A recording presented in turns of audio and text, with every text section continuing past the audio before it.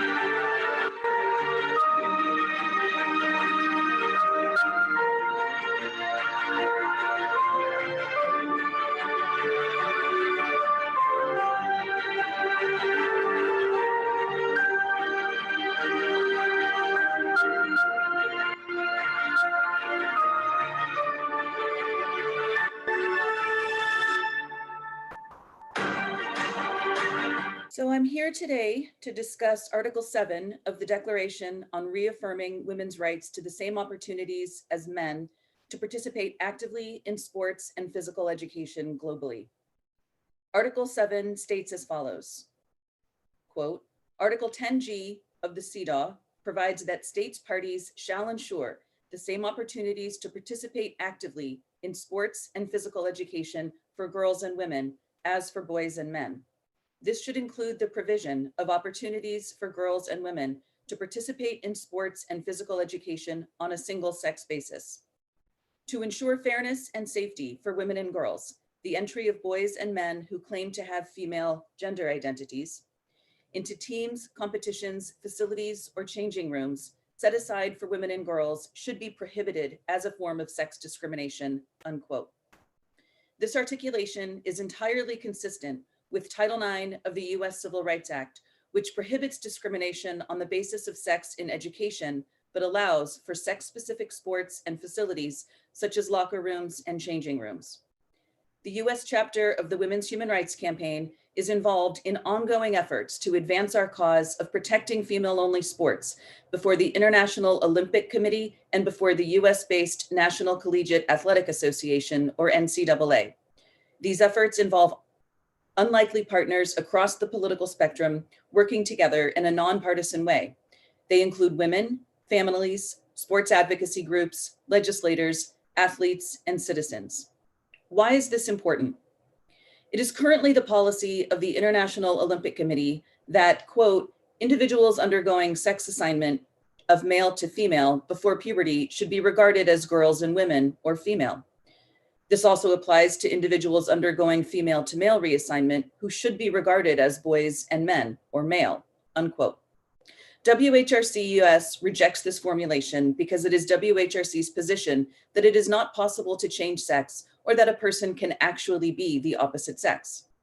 Second, it is currently the policy of the NCAA that male athletes who are being treated with testosterone suppression medication may compete in female-only sports after completing 1 calendar year of testosterone suppression treatment. WHRC USA rejects this formulation as well. As Article 7 states, it is important for women and girls to be able to compete with and against other girls and women purely on the basis of sex. It should not matter if a male athlete is taking testosterone suppression treatment because he's still male. The harms of allowing male athletes to compete in female-only sports are well known. Males have physiological advantages over females in sports. This is the very underlying basis for separating males and females in athletics in the first place. It has been shown, for example, that this sex-based performance gap is around 10 to 50%, depending on the sport in question. The gap is more pronounced in sports that rely primarily on muscle mass and strength, because the effects of testosterone suppression on muscle mass and strength are modest. There's no question that men and boys enjoy physiological advantages over girls and women in sports, regardless of hormone administration. In the US, there are 2 pending federal court cases that could soon help to clarify the United States federal judiciary's opinion on whether women and girls are entitled to female-only sports under US federal law. One case is pending in federal court in Connecticut, where 4 young women have bravely sued their state's athletic association over the association's policy of allowing boys to compete in girls' sports. The other is in federal court in Idaho, where state law protects female-only sports, and a young man is suing the state for refusing to allow him to participate in girls' sports. There are 2 bills currently pending before the US Congress that would protect female-only sports by prohibiting males from competing in them on the basis of sex.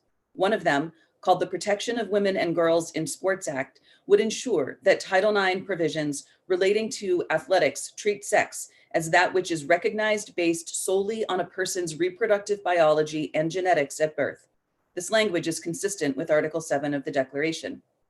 In addition, 2 US states have codified the protection of female-only sports in state law, Idaho and Mississippi. There are an additional 50 bills to protect women's sports being considered in 29 additional states. In the US, efforts to protect women's sports continue to gain speed. As signatories to the Declaration, WHRC USA is extremely supportive of these efforts and plan to continue to support them in the coming years. Thank you.